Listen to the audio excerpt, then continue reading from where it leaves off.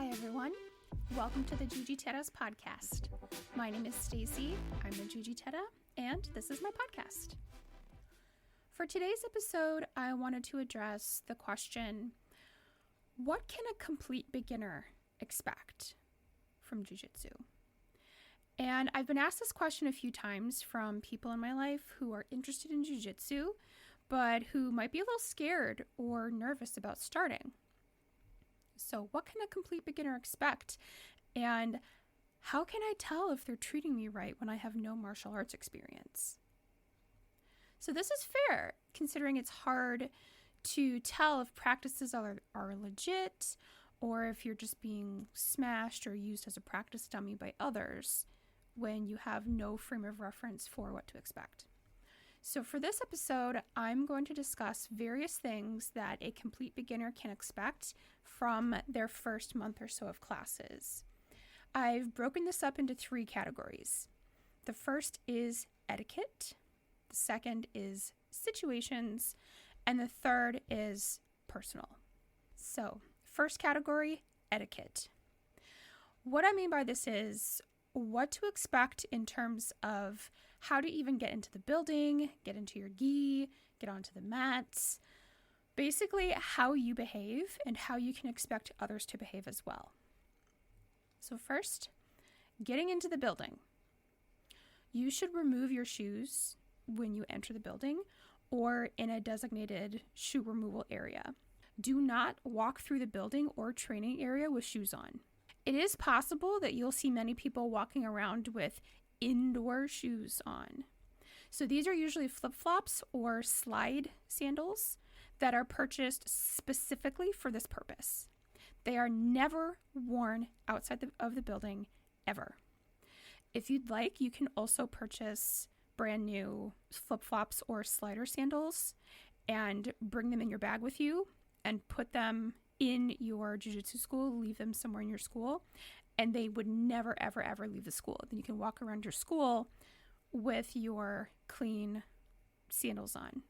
Next, changing into your gi. So basic etiquette, use the bathroom or a locker room.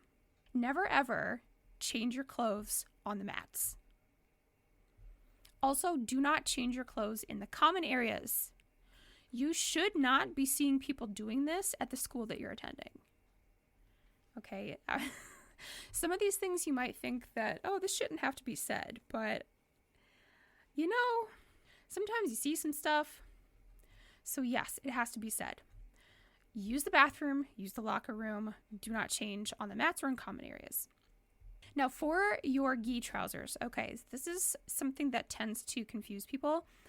Your gi trousers, most of them will have a dual drawstring type of adjustment where you can cinch the waist closed by pulling the drawstrings on either side of your hips. And then once you've cinched the waist closed and you've pulled the strings tight to secure, you can then thread the strings through the belt loops. There's usually a set of 1 or 2 belt loops near the front, and then you just tie it like normal. I do recommend actually double knotting it for extra security, because I know that when I've been moving around a lot, if I just single tie the tie, then it tends to come undone and then I have strings hanging around, so I like to double knot mine. Okay, next, tying your belt. There's a million and one ways to figure out how to tie your belt, so no one way necessarily is better than the other. If you're confused, you should be able to ask somebody there for help, and they should help you. If you're too nervous to ask somebody, there's literally there's so many tutorials. There's like a million tutorials on YouTube, TikTok, any of those types of places that will show you step by step exactly how to tie your belt. If all else fails, just get it around your waist and tie it in the way that you know how, and then you can figure it out later. We just don't want to fuss around with it too much. And then when somebody shows you how to do it, you can practice it a little bit more afterwards. Also, just kind of talking about belts, if your belt comes off during the class, then you'll need to tie it back up again. Same thing with your gi trousers. If they continually come untied, you're going to need to fix it. This is also why I recommend double knotting the tie when you put your trousers on. Next, jewelry and fingernails. You will need to remove your jewelry. such as like earrings, face piercings, rings, bracelets, necklaces, watches, like all that kind of stuff. And make sure that your nails, your fingernails and your toenails are cut short. This is twofold. Number one, this is going to prevent your own jewelry or your own nails from snagging on something and ripping out of you. And second, it's going to prevent your jewelry or your long nails from scratching a gash into your training partner. I've seen it happen. I've had it happen to me. Like, it happens. So it might seem like a small thing, but you know what? It's nothing worse than getting a slash across your face from somebody's long nails, okay? So cut your nails, remove your jewelry. Next, stepping onto the mats. So most jiu-jitsu schools that I'm aware of follow the etiquette of bowing before stepping onto the mats and before you step off of the mats. So you should be doing the same unless you are specifically instructed otherwise. This is a sign of respect for the training space and that you will follow the guidance of the professors and the coaches. And depending on the school you're at, you may need to also bow to the founder of the school and or your coaches and training partners. Again, it's a sign of respect, and it reminds you to honor those who came before you as well as to honor those who are with you now. And additionally, you may need to bow in and out of class. So like as in bow to each other before you start your warm-up, and then you bow to each other as the end of the class. Next, during your class. Okay, so this might seem pretty basic, but don't talk to people during instruction. I mean, just, pay attention. Also, if you can't see what they're demonstrating, you're allowed to move to a spot where you can see what they're demonstrating. Okay, it's better to move around and figure out what's happening than be set to practice and then you have no idea what's going on. Okay, next, tapping. Tapping is incredibly important for safety. When you are practicing the technique and somebody taps you, immediately stop and let go. Tap means stop. You should also be tapping the other person the moment that you feel the pressure from the technique. So either the choke or the joint lock or whatever. When you feel that choke pressing or you feel the hyperextension in your joint, tap immediately. This is for safety. This is not a time for you to be wondering, how far can my elbow joint extend? This is not the time or place for that. No. When you feel the hyperextension, you tap your partner and they let it go. When you're hyperextending your partner's joints or you've got your arm around their neck, you're choking them, and they tap you, stop and let it go. Okay? This is extremely important for safety. Tap means stop. Okay, next, lining up by rank. Now, many academies do this. My academy does this. Depending on your academy, you might be all in one straight line, or you might be in multiple rows. So if you're in one straight line, the white belts are usually all the way to one side, and the highest belt in the class, minus the professors and the coaches who will stand in the front of the class. So the other highest belts in the class are at the other side. I know for my academy in particular, whichever direction we're facing, the white belts are always to the far left, and then it goes up from there, and the highest belts are at the far right. If you are a white belt with no stripes, all of the white belts with stripes will technically outrank you, and so they will be lined up towards the higher belt end of the line from you. So basically, whatever belt color you are, if you have 0 stripes, anybody with that same belt color, but who has stripes, will outrank you, and they will come after you in line towards the seniority end of the line. If you're in multiple rows, you may need to check with the academy that you're in. So my academy doesn't do multiple rows, we just do one long line. But I have seen multiple rows before. So what I've seen is that the beginners are usually in the backmost row, and then each subsequent row moving forward has people with more experience. So then the most experienced people are in the front. Last for etiquette is leaving class. So we've already addressed bowing out of the class, bowing off of the mats, and this is one more thing that I want to talk about before you leave the building, okay?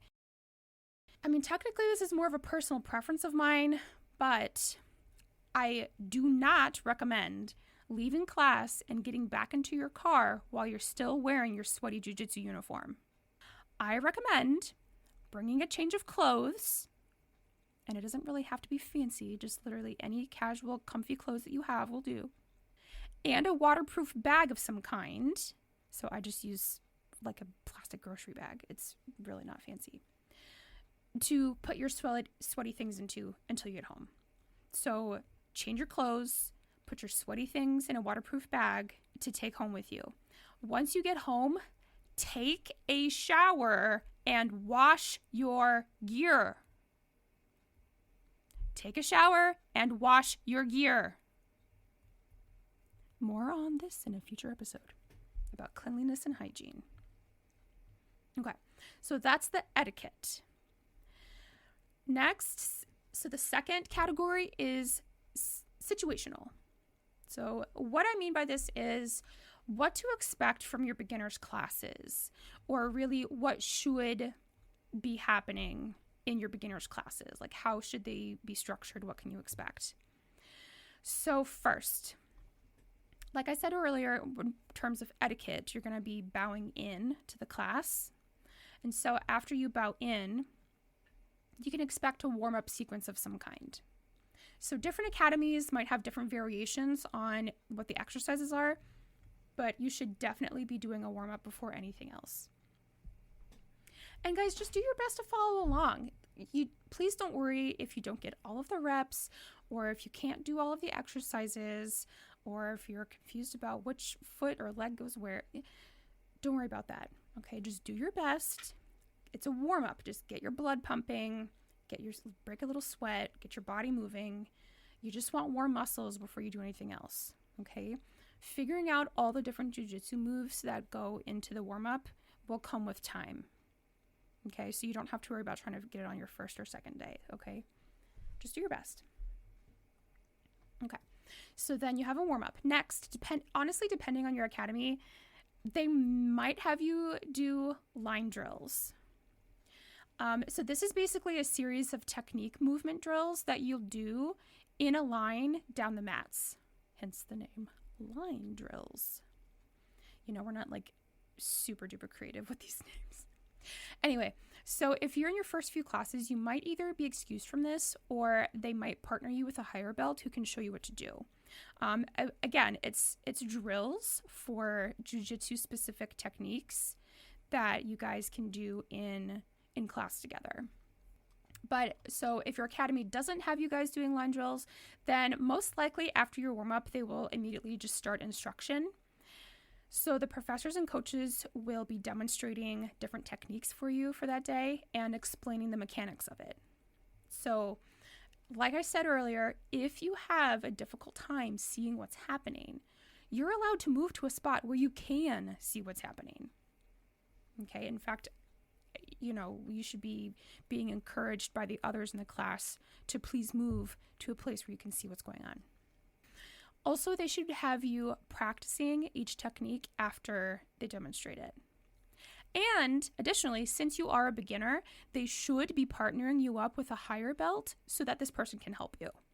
Okay, listen, jiu-jitsu is super awkward schmuckward in the beginning, so at least one of y'all needs to know what you're doing.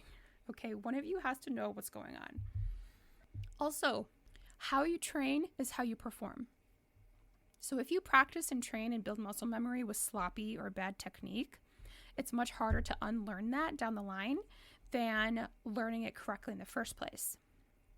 But that's not to say that they should be criticizing every little thing that you do, but also they shouldn't just let you do things incorrectly all the time because you're just a beginner and you don't know better. You know, they should be offering you constructive feedback. They should be helping you get into the right positions. They should be helping you with leverage and all that kind of stuff, okay, to help you build muscle memory, because how you train is how you perform. Okay. All right. So then you practice. So now you've practiced. Next, there's usually an application element to the class. So generally this is positional or set sparring, and you are most likely to participate in this under supervision. Basically what happens is you and your training partner will be put in a specific position, so like the guard position, mount position, whatever, depending on whatever you worked on that day. And you'll be told to either sweep or submit or escape. This will give you an opportunity to practice and apply everything that you were taught in that class. And this is another reason why you should be partnered with a higher belt, because they will let you practice what you learned with minimal resistance from them. And they might even coach you along the way if you got overwhelmed and you forgot how to do one of the techniques, or if you start combining techniques because you only remembered the first part of the first one and the second part of the second one, and you're just like, I don't know what to do here. Okay, so like I said earlier, one of y'all needs to know what you're doing. So you should be partnered with a higher belt. So after sets, so you've done all the stuff, you've seen the demonstrations, you've practiced the techniques, now you've done your positional set sparring. Now, lots of academies will end their classes with live sparring, or maybe they add it on at the end of the class. However, you as a beginner should not be participating in this at all. Okay, basically live sparring is when two partners face each other. They do the slap bump, right? So like you slap hands and then you bump fists, and then you just go. You know, they'll just work to gain different positions, practice takedowns or whatever. Okay, but you should not be doing that. If you are directed to participate in this part of the class, you should decline and then get out of that academy. It is not safe for beginners to participate in live sparring, period. You must have more training and experience before you ever do live sparring. First, it's overwhelming and frustrating, which leads to you using way too much strength to compensate for your lack of knowledge and your lack of skill. And second, it's incredibly dangerous when you don't have the experience or the training to protect yourself, to tuck and roll when you need to tap when you need to, or to even honor the tap of your partner. Because we all know how it feels when you get too much into the moment and your partner's tapping you and you just keep going, and your partner has to like really get your attention, be like, oh my God, I said tap, what are you doing to me? Is too dangerous. Beginners should never, ever, ever be doing live sparring. Ever. Okay. I was like, thank you for coming to my TED Talk. But anyway, for real though, it's a safety issue. Like, I don't play around when it comes to people's safety, okay? We don't play around. This is jiu-jitsu for life. We want people to continue to be doing jiu-jitsu safely as possible, and with consideration for themselves and for their training partners. So, you know, as cool as it might seem to see everybody else doing the live sparring and stuff, it's like, oh, I wish I could do that. Like, you will, just not right now. Okay, that's the kind of thing that you have to earn with time. You need to be able to have the experience, the training, the safety knowledge, the knowing how to protect yourself, knowing how to protect your partner. You can't be doing that stuff if you don't know how to do those things I just said. It's too dangerous. It's too risky, and it's just not worth it. Okay. So back on track. So you've done your whole entire class. You've done all the practicing. You've watched everybody else do live sparring. Now, at the end of the class, you should be bowing out, just like you did when the class started. Some academies will have everybody shake hands afterwards. So, you know, you'll be able to observe what your academy does and just follow their lead. And the final thing after class ends and everyone has bowed out is to clean the mats. If your academy is not cleaning their mats after every class, you need to find a new academy. Okay? That's just nasty. All right. If they're not cleaning their mats after people are sweating stuff all over it, absolutely not. More on cleanliness and hygiene in a future episode. Probably the next one. Recap. We've had category 1, which was etiquette. Category 2, which was situational. So basically, what would a class structure even look like? And category 3 is more what I am calling personal. So what I mean by this is, how will you feel in body, mind, and spirit when you start? So honestly, you guys, this is going to be slightly different for each individual person, but there are some general things that beginners go through that are sort of universal for all beginners, and even some of us who have more experience. So physical, so your body. Some things that you might experience in your body: you might be sore, you might be tired, you might experience weight loss, you might experience body composition changes, you might experience feeling more invigorated, actually. You might have an increased stamina. You might have better body awareness, more strength, more flexibility, those kinds of things. So also, you're probably going to find bruises all over the place. I mean, I still do. I used to have more in the beginning, for sure. I mean, nowadays I still find some, but I don't know if maybe my skin has gotten used to it or what. But yeah, you're probably going to find bruises too. For mental, so your mind, you might be having a mixture of things going through your mind. You might be confused, but also interested. You might be calm, but also have tunnel vision, like trying to be like, I'm going to do this one thing. You might be really trying to puzzle it out. Be like, oh, what if I do this? Then they do that. Overthinking, which join the club. Thinking about it a lot. You might find yourself after class thinking about Jiu Jitsu in general, practicing moves in your head, or thinking really, kind of reliving the class, thinking to yourself, oh, when they did that, oh, I probably should have done this. You know what? I'm going to try that next time. I think next time I'm going to try that and see what happens.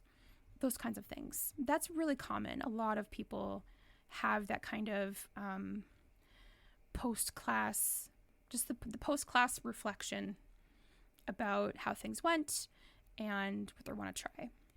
And emotional, your spirit. So body, mind, and spirit, physical, mental, emotional. You might feel a lot of different things, sometimes at the same time, sometimes in stages or whatever. You might feel awkward. You might feel overwhelmed. You might feel frustrated at times. But you also might feel happy and proud of yourself and confident and self-assured and excited and just over the moon. And I really feel that the positive emotions far outweigh any negative emotions that come around. So, the thing is just keep coming back. Like Professor Carlos says, the hardest jiu-jitsu belt to get, okay, it's actually not the black belt. Everybody thinks, oh my God, it's going to be the black belt. Actually, no. That's probably the second hardest one. The hardest one, the hardest belt in jiu-jitsu to get is your white belt, because it's a kind of a scary thing. It takes so much courage to walk through the door and start, and then to keep coming back when it's awkward, when it's weird, when you're getting people's sweat dripping on you, like, ew, that's gross.